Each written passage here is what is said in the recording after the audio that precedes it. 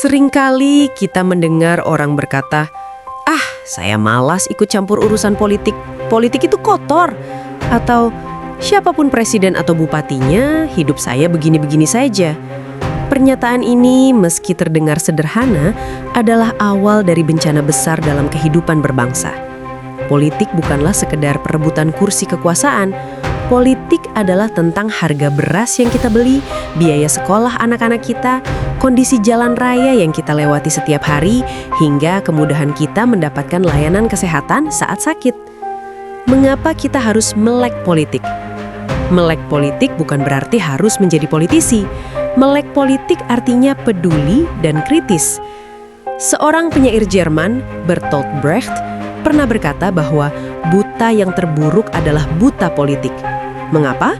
Karena orang yang buta politik tidak sadar bahwa biaya hidup, harga obat, sewa rumah, hingga pajak semuanya bergantung pada keputusan politik. Ketika kita acuh tak acuh, kita membiarkan nasib kita ditentukan oleh orang lain yang mungkin tidak memikirkan kepentingan kita. Melek politik berarti kita memeriksa rekam jejak, membaca visi misi, dan memahami karakter calon pemimpin, bukan hanya melihat popularitas atau baliho di pinggir jalan. Jebakan maut politik uang, matematika kebodohan.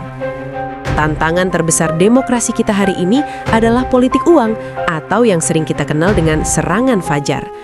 Amplop berisi uang 50.000 atau 100.000 rupiah seringkali menjadi penentu suara. Mari kita berhitung dengan logika sederhana. Jika Anda menerima uang 100.000 rupiah untuk memilih seorang calon, pemimpin tersebut akan menjabat selama 5 tahun atau 1.825 hari. Artinya, Anda menukar suara dan harga diri Anda senilai Rp54 per hari. Apakah masa depan pendidikan anak Anda, kesehatan keluarga Anda, dan kesejahteraan lingkungan Anda hanya seharga permen setiap harinya? Akibat fatal salah memilih karena suap. Ketika seorang pemimpin terpilih karena menyuap rakyat, maka pola pikirnya bukan lagi mengabdi, melainkan balik modal. Berikut adalah rantai konsekuensi yang akan terjadi. Korupsi merajalela. Biaya kampanye dengan cara menyuap itu sangat mahal. Saat menjabat, fokus utama mereka adalah mengembalikan uang yang keluar, bukan melayani rakyat. Caranya, mengambil uang rakyat lewat korupsi proyek atau anggaran daerah. Fasilitas publik terbengkalai. Jalan rusak tidak diperbaiki, sekolah roboh dibiarkan, dan layanan publik menjadi lambat. Mengapa? Karena anggarannya sudah bocor atau dialihkan untuk kepentingan pribadi sang pejabat. Penutup, jadilah pemilih cerdas. 5 menit di bilik suara menentukan nasib kita selama 5 tahun ke depan.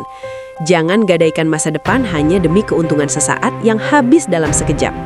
Mari kita menjadi pemilih yang rasional dan bermartabat. Tolak uangnya dan pilihlah pemimpin berdasarkan kapasitas, integritas, dan rekam jejaknya. Ingat, pemimpin yang bersih lahir dari pemilih yang cerdas dan berintegritas.